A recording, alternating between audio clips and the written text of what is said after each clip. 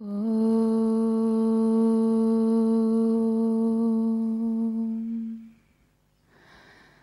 Sachidananda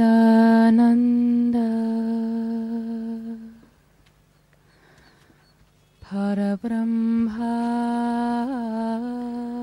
Mooji, it feels wonderful to be back. Yes, it's Okay. on, no? Okay. Yeah, I was gone for the last 8 or 9 days up north. Yes. I noticed you were not. Yeah, and I was very sad talking to Sujata, and she would say what happened that day and like that, and with Mooji, and I thought, oh. And then you read these words from the book, and it really touched my heart so deeply, because I really missed you the last 9 days, and I'm very happy to be back. Very great. I don't know what to say. Everything seems like a question arises. It doesn't seem very authentic. But one thing that is arising for me from time to time is the last time I came up here, we talked about the policeman who's a thief, and we explored that, and it seemed like there was some closure on that. But still, it seems maybe there's some policeman in there who is still corrupted. Maybe his captain or his superintendent or something like that. I don't know, maybe it's just something to be watched, or maybe it's something to be investigated here. Many things that appear in our mind easily, we should discard them, interest in them. It's nothing. This is the most swift, the most swift and available remedy for all of this, is to ignore, to come to see that they are nothing, in fact. They're only something if they catch hold of your attention, you see. And your interest energizes them.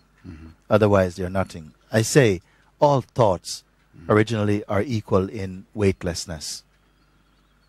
They require belief and interest in order to give them muscle, weight, and power. And they get this power from you, from your attention. If you withdraw this attention, you take their power away.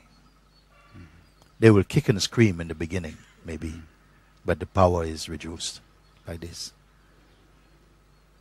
At a certain point, nothing will arrest your attention so forcefully. The mind becomes peaceful, silent, empty, spacious. And yet, its power is not lost. Its beautiful power is not lost.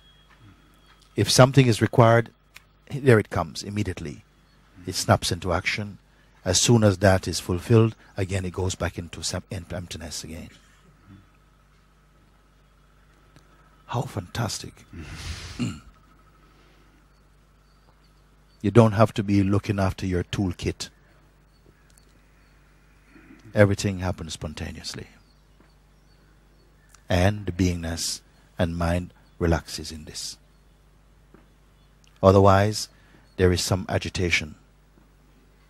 There's some expectation something is going to go wrong. Or even it's going so good, something is going to go bad. Something, this is the tendency in the mind, you see. It never can just relax, you see. Because it assumes responsibility. And the universe is unfolding in all of this by itself, if you have the eyes to see it.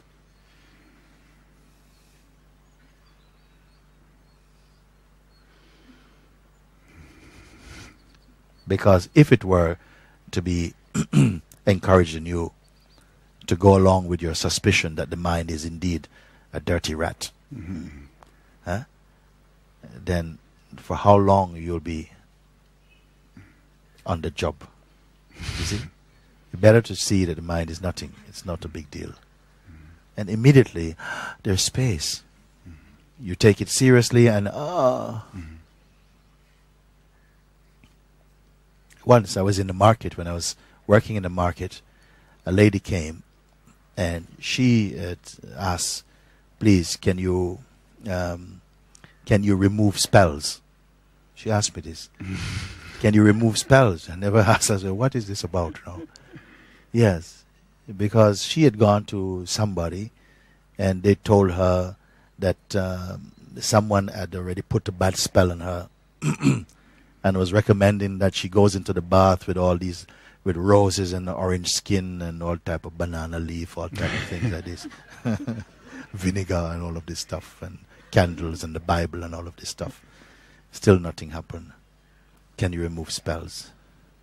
And I said, what make you think that you got a bad spell? So she said, listen, she said, because these days I have no energy at all. And I had an argument with my neighbor, and I think she's a bit of a voodoo person. And ever since this time, I have no energy. My energy, I cannot feel any energy. I really want somebody to remove this spell. So listen to this. I said to her, listen, you know, it's now autumn coming winter. All the beings, they are going now. It's the time to sleep, and so we don't have much energy. Energy will come in the summer, you know. Nobody's put a spell on you. She says, she says, I feel so much better, you know. Just this thing. Say, but everyone is hibernating. Just us human beings, we don't follow nature too much because we have electricity, so we can do 24 hours. But nature is telling you, slow down now. Rest, take it easy. Not much to do. I'm going to send you cold, so like this. And she was already very happy. She says, thank you so much. Thank you, because I really believe somebody put a spell on me. I said, nobody put a spell on you. Nobody put a spell on you. I told her, no one can put a spell on you. And what you are, nobody can put the self on a spell. She couldn't understand this bit. Just I say, nothing is happening to you. She was happy. Nothing is happening to you. Just you imagine. You imagine and you believe in your imagination.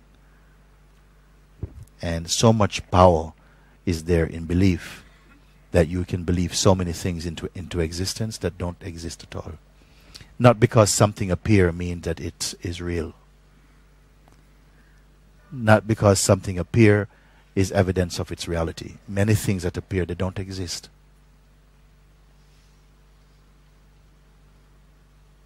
Just effects in consciousness. To a sage, nothing exists. Everything is just a play in consciousness. Everything an image on the screen of consciousness, including this body and its experience and its history and its family, its projections, its past and future, its present. All of these are images on the screen of consciousness. I wonder who follows this one. Everything is on the screen of consciousness. As soon as consciousness is available, the waking state is there. All this activity of the experiencer, what is being experienced, and the very functioning of experiencing, all is the play of consciousness.